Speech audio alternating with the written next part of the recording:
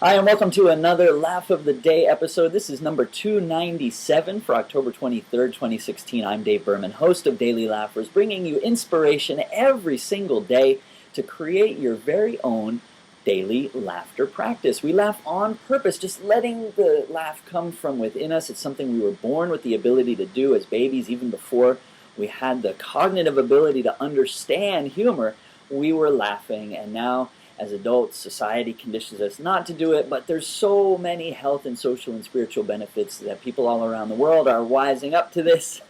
And so we choose to do it on purpose because it feels good and it's good for us and the people around us. It's called laughter yoga, and we have guests in these videos from all over the world. Joining me today from Gloucestershire, England, in the UK, this is Sharon Branagh. Hi Sharon, thanks for laughing with me today.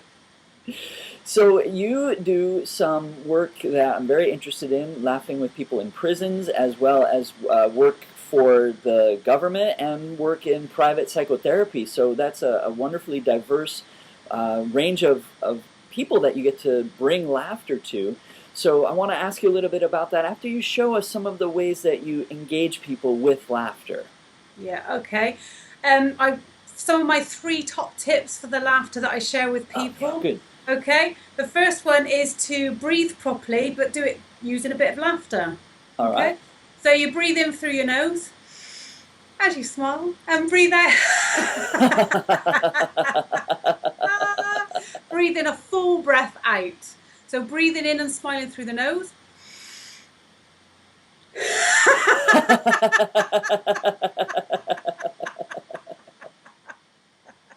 Get all the stale air out, Dave. Get Yeah, it yeah, there.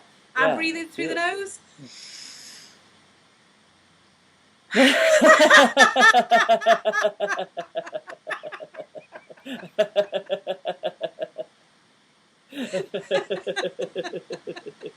What I love about this one is you start breathing out and laughing out, and you just naturally start laughing. I always crack up with that Yeah, one. That is yeah. fun. And I feel like this compulsion to keep pushing more air out with Yeah, each, get it like the out. laugh just kind of extends itself.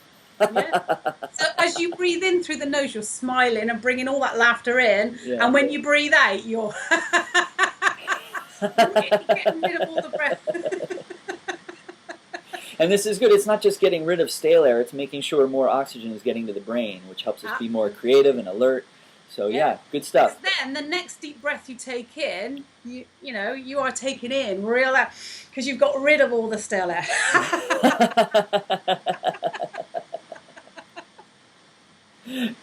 Yeah, excellent. That feels good. Brilliant. And you naturally go like that afterwards, don't you? When you breathe, have a good laugh out. So that's my Yeah. first one that I like to share. The next one I like to share is the power pose. You've probably heard of it, Dave. You probably do it a lot. You stand there like you're Wonder Woman or Superman or something like that. Massive smile on your face, but you laugh with it as well. So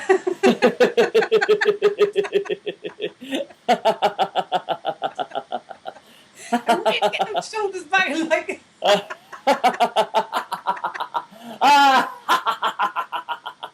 It feels a little evil when I do it that way. oh, look at that. Oh, absolutely brilliant. I did this one once in a car just before an interview. Like, got rid of all my nerves. Absolutely Yeah, brilliant, that one. yeah, yeah. And the other one I like to share with people is like when you're stressed, and normally you might curse or something, but instead of doing that, you just literally laugh out loud as you can. Okay?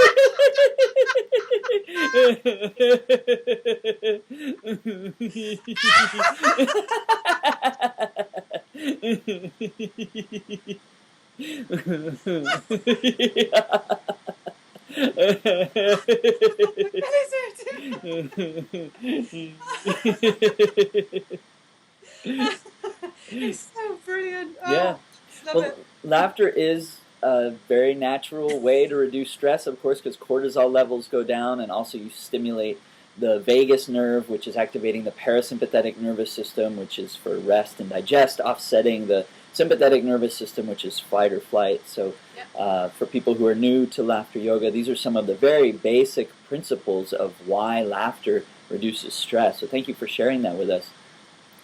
So tell me, I love hearing from laughter professionals around the world about where they're getting hired and paid to facilitate laughter, because I think for a lot of people this is a new idea, or it seems like it's kind of on the fringe, and I've got all these videos showing that it's very common, so we're normalizing it, and I love that idea of people kind of recognizing, wow, we should hire somebody to come into our business. So how did you get work with the government, and how did you get into prisons with laughter?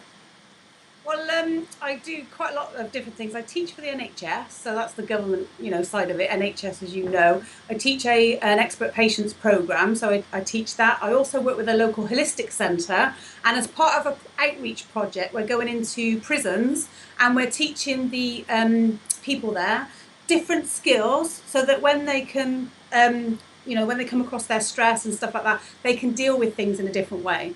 So when they're released, the plan is for them not to reoffend, obviously, because they've got better coping strategies. So that's how I've got myself there into prisons. And I'm going back in a couple of weeks. So I'm going to be teaching the ladies there, because it's just a women's prison that I'm going to. Teaching them some laughter yoga. And I'll probably share the 3 ones I did with you today, so that they can use laughter to help manage their emotions and to help manage things for when they're inside, and also for when they get back out into community life again. Yeah. So do they do any kind of research about the impact of your visits there? Yeah. As part of the project, what we are doing is we are analysing and looking at the results that people are getting. So what outcomes, what are they achieving? So what are they finding? Yeah. So far, the evidence is fab. We are, women are feeling more empowered. They're feeling more in control. They're feeling like they've got a bit of autonomy back. They're feeling like they can really, change for the better. So, and that is immeasurable, really. In terms of monetary, I mean, obviously, every company, and especially the government, the NHS, and that kind of stuff, you've got to validate the work that you do, and it all comes down to money, but the benefits are numerable, really. And what about in your private psychotherapy practice? What kinds of issues are your clients or patients bringing you that you are introducing laughter as a way of dealing with, and what are you seeing as the outcomes there?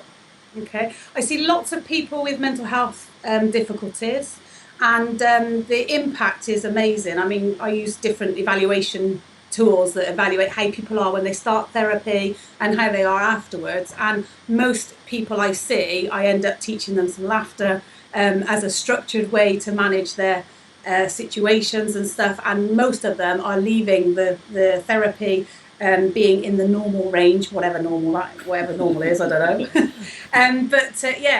It's improving their lives for the better. They're coming for and seeing me for a little while, or any therapist really that uses laughter as a tool, and they're feeling much better and cracking on with their life. So awesome. Having fab results there. Awesome. So I know you also have a public laughter club. We're going to put the link into the description for this video so people can come find you and laugh with you or talk to you about these other things that you work on. And for our viewers, please subscribe to Daily Laughers on YouTube. Join our Daily Laughers Facebook group, over 4,000 people from all over the world.